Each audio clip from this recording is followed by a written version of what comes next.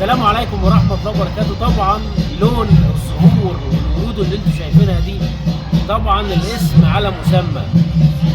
بأمانة والله بكل صدق أنا معدي بأذان المغرب من المروطية وخطفني المنظر الجميل اللي انتم شايفينه ده. تعالى مع بعض أقول لكم أنا فين النهاردة. أنا في فيلا الأوركيد بالمروطية. تعالى مع بعض أوريكم خطوة بخطوة المكان الجميل بالأشكال وتنسيق الألوان في الورود. لا حاجة بالظبط فوق الخيال.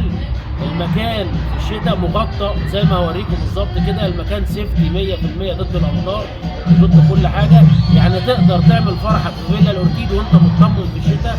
مش هطول عليكم، يلا مع بعض نشوف فيلا الأوركيد بالمروطيه عامله ايه.